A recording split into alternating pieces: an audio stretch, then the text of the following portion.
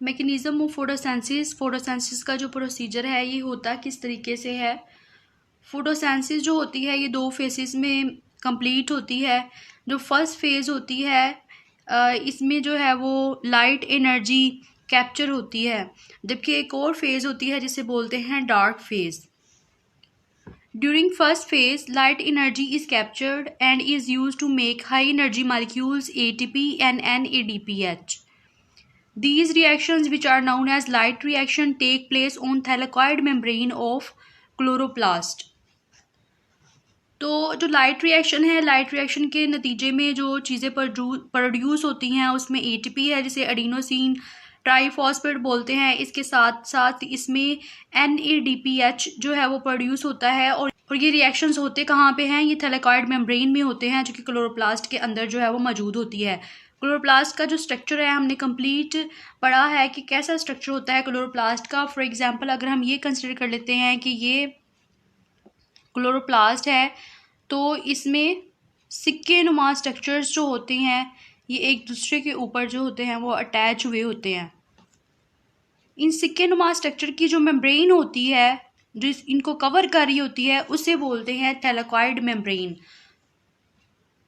और ये जितने भी ग्रैना होते हैं या जितने भी ग्रैनम होते हैं, इक्वेन लाइक स्ट्रक्चर है, इन्हें ग्रैना बोलते हैं। ये एक दूसरे के साथ भी कनेक्टेड होते हैं जिसे इंटरग्रैना कहते हैं। तो इस स्ट्रक्चर के बारे में हम ऑलरेडी पढ़ चुके हैं। During second phase carbon dioxide is reduce to make glucose. Second phase के अंदर जो है वो ग्लूकोज बनता है। फर्स्ट फेज के अंदर जो है वो ATP and NADPH बनता है, जबकि सेकेंड फेज के अंदर जो है वो ग्लूकोज बनता है। In this phase the energy from high energy molecules ATP and NADPH is utilised.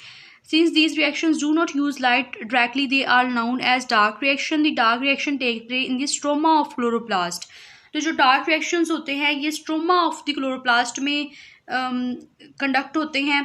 For example अगर हम कहें कि ये क्लोरोप्लास्ट है तो क्लोरोप्लास्ट के अंदर ये जो इसका मैट्रिक्स होता है, ये जो इसका फ्लूइड लाइक मटेरियल होता है, इसे कहते हैं कि ये इसका जो है वो स्ट्रोमा है। तो जो डार्क रिएक्शंस होते हैं ये स्ट्रोमा में होते हैं, जबकि जो लाइट रिएक्शंस होते हैं वो थैलेकॉइड मेम्ब्रेन में जो है वो कंडक्ट होते हैं। फॉर एग्जांपल यहाँ पे पूरा एक साइकिल जो है वो दिखाया गया है, दोनों ही कंपाइल करके दिखाए गए हैं कि लाइट रिएक्शन में क्या होता है, डार्क रिएक्शन में क्या होता है। लाइट रिएक्शन है तो लाइट रिएक्शन में आप देख सकते हैं कि जो सनलाइट है वो आ रही है और इसके साथ साथ वाटर भी लाइट रिएक्शन में जो है वो यूज़ हो रहा है। और ये हो कहाँ पे रही है, ये थैलेकॉइड मेम्ब्रेन के ऊपर हो रही है और इसके नतीजे में जो ऑक्सीजन है वो रिलीज़ हो रहा है। वाटर जो है वो इसमें यूज़ हो रहा है जबकि जो ऑक्सीजन है वो इसमें रिलीज़ हो रहा है। और लाइट रिएक्शन के नतीजे में ATP प्रोड्यूस हो रहे हैं, एडिनोसिन ट्राईफॉस्फेट, और इसके अलावा NADPH जो है वो प्रोड्यूस हो रहे हैं। इसके बाद ATP और इसके अलावा NADPH ये यूज़ होंगे डार्क रिएक्शन में। और डार्क रिएक्शन कहाँ पे हो रहा है, ये स्ट्रोमा में हो रहा है। डार्क रिएक्शन में क्या हो रहा है कि कार्बन डाइऑक्साइड जो है वो यूज़ हो रही है और इसके नतीजे में जो है वो शुगर का मालिक्यूल जो है वो बन रहा है, ग्लूकोज का जो मालिक्यूल है वो बन रहा है। इसमें जब ATP और इसके अलावा NADPH जब यूज़ हो रहे हैं डार्क रिएक्शंस में तो ATP जो है वो ADP में कन्वर्ट हो रहा है और इसके नतीजे में एक जो फॉस्फेट है इसमें से निकल रहा है। जैसे कि हमने ATP के स्ट्रक्चर के अंदर अच्छे तरीके से पढ़ा था कि अगर 3 फॉस्फेट हों तो वो ट्राई होता है, लेकिन अगर 2 फॉस्फेट हो तो वो डाई होता है। तो ट्राई में से जब एक फॉस्फेट निकल जाएगा तो इसे कहेंगे डाई फॉस्फेट, तो ये ADP में कन्वर्ट हो जाता है। इसके अलावा जो NADPH है ये कन्वर्ट हो जाता है NAD पॉजिटिव में। तो ये सारा जितना भी प्रोसीजर है हो तो ये क्लोरोप्लास्ट के अंदर ही रहा है। लाइट रिएक्शन भी क्लोरोप्लास्ट के अंदर हो रहा है, इसके अलावा जो डार्क रिएक्शन है ये भी क्लोरोप्लास्ट के अंदर ही हो रहा है, लेकिन ये डिफरेंट जगहों पे जो है वो प्रोसीजर कंप्लीट हो रहा है। नामाइड adenine dinucleotide NAD positive is a coenzyme that takes electrons and hydrogen ions and is thus reduced to NADH. One form of this coenzyme also carries phosphate with it, so it is called NAD positive. तो Na positive जो है ये को enzyme है, और जब ये को इंजाइम इलेक्ट्रॉन या हाइड्रोजन लेता है तो ये रिड्यूस हो जाता है और NADH बना देता है। इसके अलावा अगर इसके साथ फॉस्फेट को अटैच कर दिया जाए तो ये NAD पॉजिटिव बन जाता है। तो ये जो को इंजाइम्स हैं ये भी फोटोसेंसिस के अंदर इस्तेमाल होते हैं, डिफरेंट रिएक्शंस में ये इस्तेमाल होते हैं। तो ये PPSC के जो लेक्चरर के जो टेस्ट होते हैं उसमें भी ये क्वेश्चन आ जाता होता है कि जो NAD पॉजिटिव है ये को इंजाइम है या नहीं।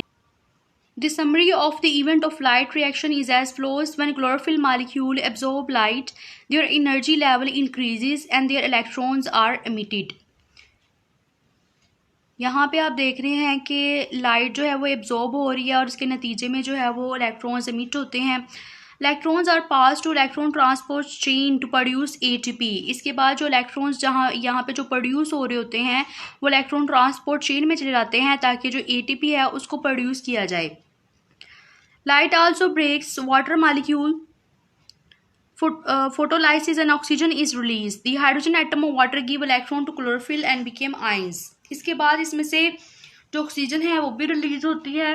वाटर का जो हाइड्रोजन एटम है ये इलेक्ट्रॉन देता है क्लोरोफिल को ताकि जो है वो आइंस बन जाएं। The electrons of chlorophyll after the production of ATP and hydrogen ions of water are used for the reduction of NAD positive into NADPH. Dark reaction है, इसे केल्विन साइकिल भी कहते हैं और ये भी बहुत इंपॉर्टेंट MCQ है। और ये PPSC के जो बायोलॉजी के एग्ज़ाम्स होते हैं लेक्चरर के उसमें ये आ सकता है कि डार्क रिएक्शन का जो दूसरा नाम है वो क्या है, इसे केल्विन साइकिल बोलते हैं। इसकी जो डिटेल है वो मेल्विन केल्विन साइंटिस्ट था जो कि यूनिवर्सिटी ऑफ कैलिफोर्निया का पर्सन था और साथ में इसके कोलीग ने डार्क रिएक्शन को डिस्कवर किया था। केल्विन साइकिल की जो समरी है वो इस तरीके से है कि carbon dioxide molecules are combined with 5 carbon compound to form temporary 6 carbon compound, each of which split into 3 carbon compounds. Carbon dioxide जो होती है वो कंबाइन करती है 5 कार्बन कंपाउंड के साथ और इसके नतीजे में 6 कार्बन कंपाउंड जो है वो बन जाता है और फिर बाद में ये स्प्लिट हो जाता है 3 कार्बन कंपाउंड में। The 3 carbon compound are reduce to 3 carbon carbohydrates by using ATP and hydrogen from NADPH. The 3 carbon carbohydrates are used to manufacture glucose. इसके बाद जो है वो 3 कार्बन कार्बोहाइड्रेट्स जो है वो यूज़ किए जाते हैं ग्लूकोज को बनाने में। The 3 carbon carbohydrates are also used to generate the original 5 carbon compound. This step also utilize ATP. और इसी कार्बन कार्बोहाइड्रेट होता है वो रीजनरेट करता है 5 कार्बन कंपाउंड और इसके नतीजे में भी जो ATP है वो यूटिलाइज होती है। क्लोरोफिल मॉलिक्यूल्स के ऊपर फोटोन आके लगेंगे, मतलब जो लाइट एनर्जी होगी वो इसको एक्साइट करेगी। इसके साथ साथ 2 इलेक्ट्रॉन इसके ऊपर आके लगेंगे जो कि वाटर से आए होंगे और इसके बाद ये जो इलेक्ट्रॉन है ये इलेक्ट्रॉन ट्रांसपोर्ट चेन के अंदर मूव होंगे। इसी पाथवे के दौरान जो है वो ATP सिंथेसाइज होगी। इसके बाद जो क्लोरोफिल मॉलिक्यूल्स हैं अगेन फोटोन इसके ऊपर आके लगेंगे और जो इलेक्ट्रॉन है ये NADP पॉजिटिव और इसके अलावा H पॉजिटिव के साथ कंबाइन करेंगे और इसके साथ साथ NADPH प्रोड्यूस कर देंगे। तो इस तरह जो लाइट रिएक्शन है इसके अंदर NADPH और इसके अलावा ATP प्रोड्यूस होते हैं। Calvin was awarded Nobel prize in 1961 for his work on the details of photosynthesis.